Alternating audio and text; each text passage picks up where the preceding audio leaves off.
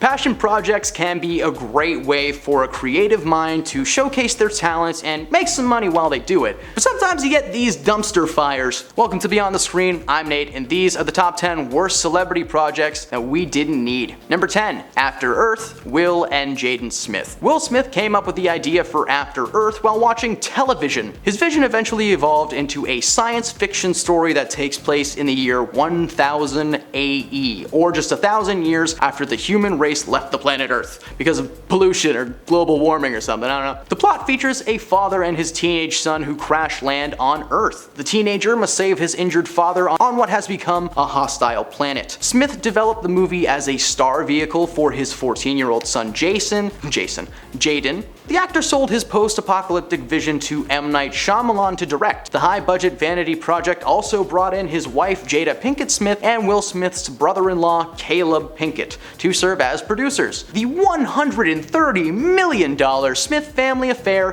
hit the big screen in 2013, and it was instantly met with harsh criticism, scoring 11% on Rotten Tomatoes. Critics lambasted pretty much every detail, including a plot that was generally regarded as boring and lifeless. In 2013, Smith's career was already a step down from his 1990s glory. The epic fail of his vanity project definitely didn't help re-establish his star power. Jaden focused more on his music career after 2013 though, and he hasn't starred in any other high-budget feature films ever since. Number 9. Dolittle, Robert Downey Jr. Robert Downey Jr. has done it all. He exploded onto the Hollywood scene as one of the most talented young actors in the 1980s, but his monumental fall from the top due to legal trouble left his career status up in the air in the 1990s. Eventually he got clean, sober, and he became an indie darling, and then landed the superhero role of a lifetime as Iron Man in 2008. Downey literally helped launch the Marvel Cinematic Universe as we know it, and in the process he became one of the richest actors in Hollywood.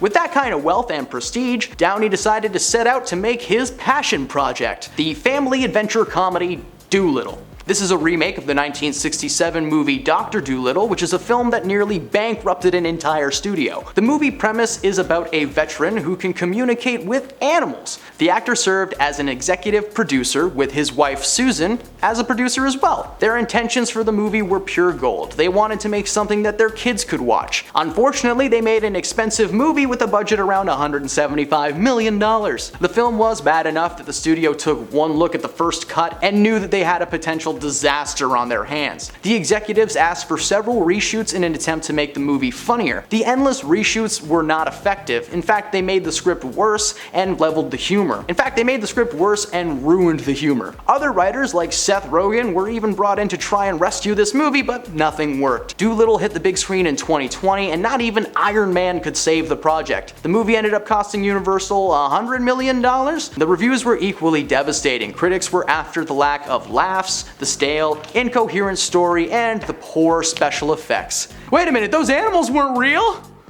Number 8. The Love Guru, Mike Meyers. When The Love Guru was released in 2008, it was widely regarded as one of the worst movies of the year. Co-written and starring Mike Meyers, the film follows the self-proclaimed #2 guru in the world, Guru Pitka, who must revitalize the Toronto Maple Leafs hockey team to become the next Deepak Chopra. The film was a complete and utter failure, both critically and commercially, grossing $40 million on a $62 million budget. Furthermore, the film, directed by Marco Schnabel, won 3 Razzie Awards: Worst Picture, Worst Screenplay, and of course Worst Actor for Mike Meyers. There are many reasons why The Love Guru fails, most notably its offensive and stereotypical depiction of Indian characters and Hinduism, not to mention the downright terrible dialogue from its cast. The film was doomed from the beginning, and even its intense marketing campaign, which included a bizarre meeting of Meyers in character with the contestants of American Idol during the season 7 finale, just couldn't save it. Even worse, the movie was leaked online a day before its release by Jack Yates, a distribution company worker. In fact, he was jailed for 6 months for his crime, which was arguably not as bad as the movie itself. The worst thing about the entire project was that it was Mike's idea. He co-wrote this thing as another character-driven comedy. Instead,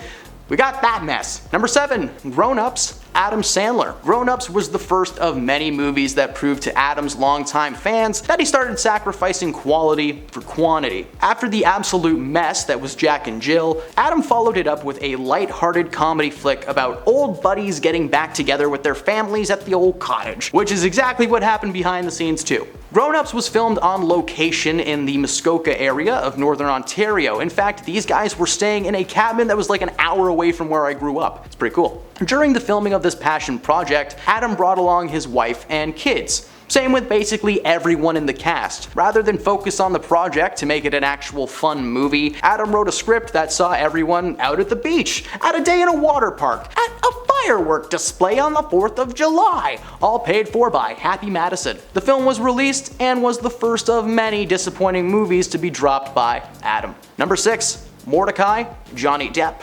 Johnny Depp is one of the highest grossing movie actors of all time. However, a lot of that loot was made with 5 Pirates of the Caribbean movies. Many of Depp's other feature films do not have the power of the Disney name behind them. Even still, Depp is a bankable movie star, so when he wants to make a passion project, he makes the passion project. Depp first became interested in adapting Mordecai for the big screen while he was filming Pirates of the Caribbean. His co-star, Jack Davenport, introduced him to the Mordecai comic thriller novel series written by Kyril Bonfiglioli, and Depp envisioned it as a feature-length movie. It was Depp's sheer passion for Bonfiglioli's work and his desire to take on the aristocrat, shady art dealer that ultimately brought investors to the table. Lionsgate put up the $60 million to make the 2015 caper, and the movie was panned by critics and scored just 12% on Rotten Tomatoes. It grossed about $47 million at the box office, so not even close, and the caper comedy was uniformly criticized for its flat humor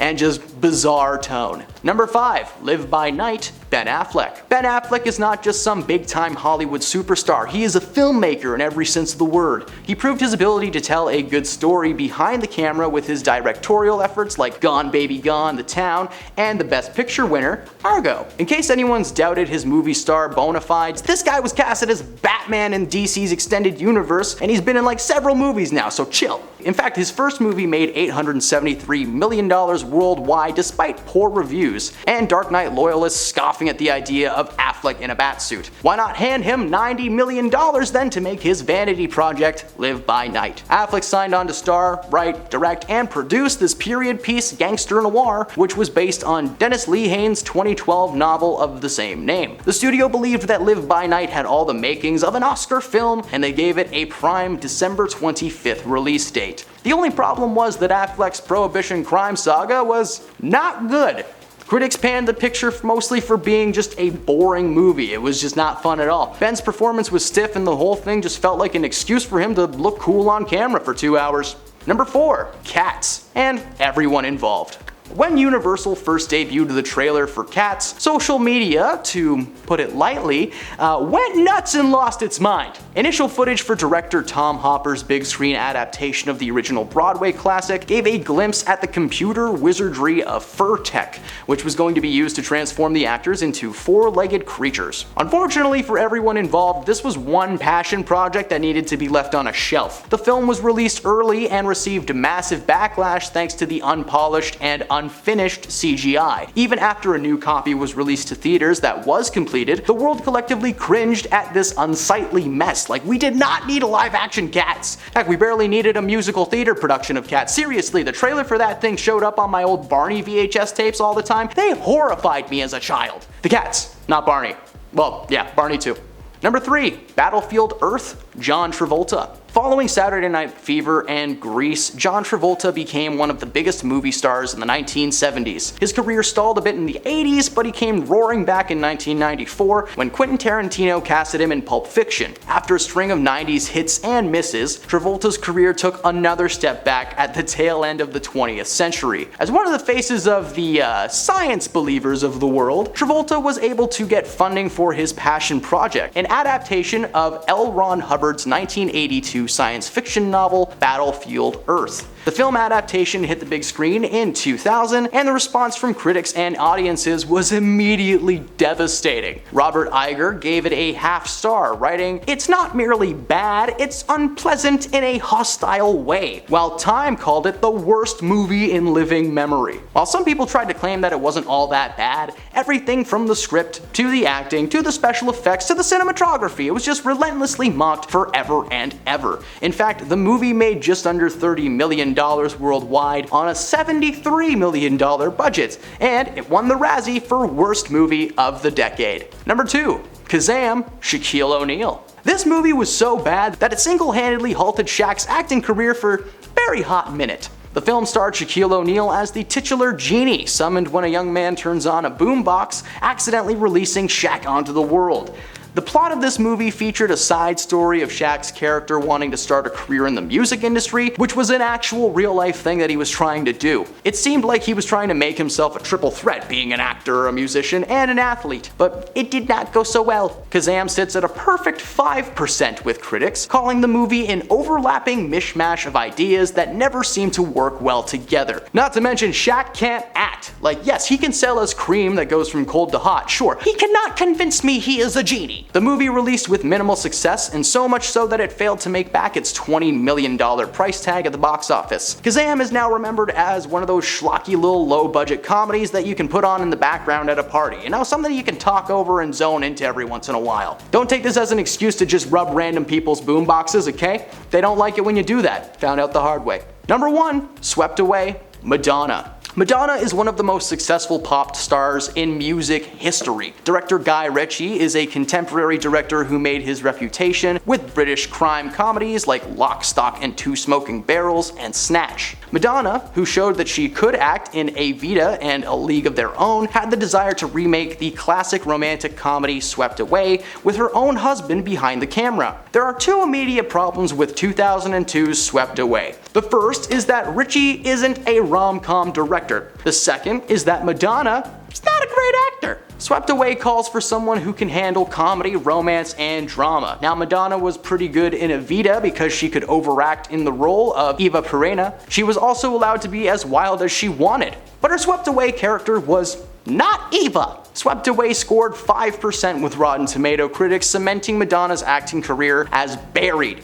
Even Madonna's rabid fan base didn't show up to the theaters. The romantic comedy made less than $600,000 at domestic box offices against a $10 million budget. Swept Away nearly swept the Golden Raspberry Awards. It won the Worst Film of the Year, Worst Remake of the Year, Worst Actress of the Year, Worst Director of the Year, and Worst Screen Couple of the Year. Bingo! Yeah, the failed romantic adventure is the last time that Madonna ever headlined a film. And those are the celebrity passion projects that we just didn't need. Did we miss any good ones? Let us know in the comments below. If you made it to the end, thank you, it means a lot. Drop a like on this video if you had a good time, and keep coming back for more daily celebrity content. Thanks for stopping beyond the screen.